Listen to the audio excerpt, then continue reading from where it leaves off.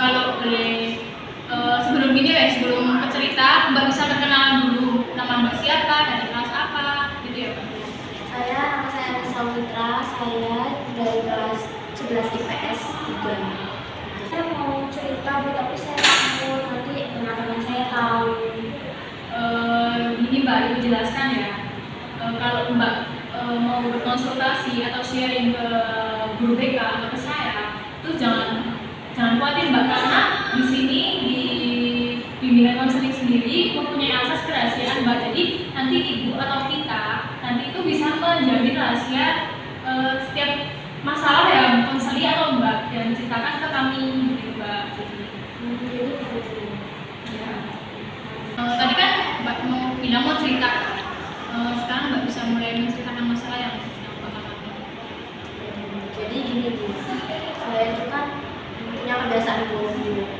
Kebiasaan Apalagi saya perempuan kan Bu, saya itu merokok itu di kadang di sekolah juga pernah. Terus saya juga suka sering ke pasar. Kadang juga saya suka ini Bu, apa namanya, suka ikut pelajaran gitu. Terus suatu hari itu teman saya itu datang ke rumah lapor sama orang tua saya. Terus habis itu saya pulang sekolah, orang tua saya marah-marah sama saya Bu. Itu sih Bu. hal apa yang membuat Mbak Nisa ya? Hal apa yang membuat Mbak Nisa bisa melakukan hal yang negatif seperti itu? Apalagi Mbak Nisa kan perempuan kan? Iya. Hal apa yang mempengaruhi Mbak Nisa bisa melakukan hal tersebut? Jadi teman-teman saya di rumah itu Bu banyak yang merokok gitu Bu. Saya kadang juga diajak nongkrong-nongkrong di pinggir jalan itu Bu, sambil merokok sambil jalan di mana-mana gitu aja sih Bu. Tadi kan Mbak udah ceritakan kalau Mbak punya kebiasaan buruk dan Mbak udah menyadari nggak kalau yang Mbak lakukan selama ini itu akan merusak masa depan Mbak, merusak diri Mbak sendiri, apalagi Mbak kan perempuan kan? Apakah Mbak menyadari? Saya sudah menyadari baru kemarin setelah orang tua saya ini sibuk marah-marah. Sebenarnya sudah lama sadarnya, cuman saya nggak bisa berhenti buat ngerokok itu sih Bu. Karena orang tua saya marah, jadi saya makin sadar kalau itu perbuatan saya salah. Oke, kalau gitu kan Mbak kan udah menyadarinya kan kalau perbuatan Mbak itu salah. Dan hal apa yang akan Mbak lakukan untuk bisa mengatasi hal-hal negatif yang Mbak lakukan selama ini supaya nggak makin terjerumus ke hal-hal yang paling negatif? Tapi saya masih bingung itu Bu, karena saya sudah terbiasa merokok. Terus kalau saya nggak merokok gitu, saya tuh kayak resah gitu Bu. Gini aja Mbak, Mbak kan pasti punya sosial media kan, apalagi Instagram kan. Jadi Mbak kan pasti otomatis punya kayak idola yang selama ini Mbak idam-idamkan. Dan kalau boleh Ibu tahu itu siapa? Iya Bu, ada ikan tuh. Sekarang beritahu Ibu alasan apa yang membuat Mbak mengidolakan dia. Jadi saya mau idolakan Yuki Kato itu karena saya kan sering lihat dia sering olahraga, pola hidupnya sehat, terus dia juga cantik, pintar, baik juga, ya friendly sama orang-orang lah. Nah tadi kan Mbak udah menjelaskan kan alasan apa yang membuat Mbak bisa mengidolakan si Yuki Kato kan, dengan dia tadi pola hidup sehat, cantik, terus nggak merokok, dan dia baik kan. Nah Mbak bisa tuh mulai apa ya, kayak menirukan pola hidupnya dia dengan dia pola hidup sehat, rajin olahraga, nggak merokok gitu kan. Mbak bisa mulai sedikit-sedikit mencontoh Yuki Kato dengan dia apa ya, bisa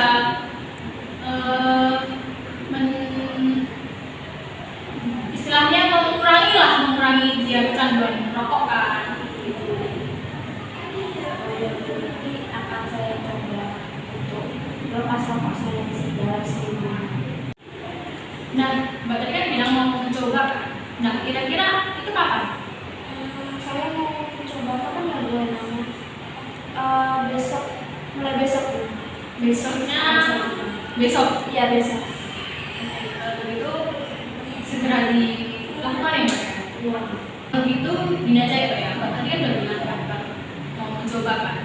Dan nanti kita coba lihat seminggu ke depan apakah perkembangan Mbak bisa lebih maju dalam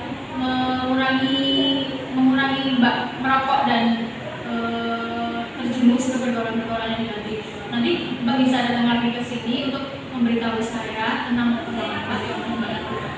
Iya Bu. Kalau itu ada yang mau di sharingkan lagi ke Ibu? Saya rasa tidak ada sih Bu. Oke, kalau gitu saya pamit ya Bu. Ya, terima kasih ya Bu. Terima kasih juga ya ya. Bu. Permisi Bu. Ya. Halo Mbak Nisa, gimana kabarnya Mbak? Alhamdulillah baik Bu. Gimana nih tahap perkembangan yang udah Mbak lakukan sampai mana? Sejauh ini saya sudah bisa sedikit mengurangi lemak saya. Saya juga sudah berolahraga, pola hidup saya sudah saya jaga, saya tidak makan lagi. Saya juga sudah menjauhi teman-teman saya yang suka bikin saya nakal sibuk. Kamu tadi kan bilang kan udah nggak merokok lagi kan? Kan kalau mengurangi kan nggak secara instan kan Mbak ya? Iya.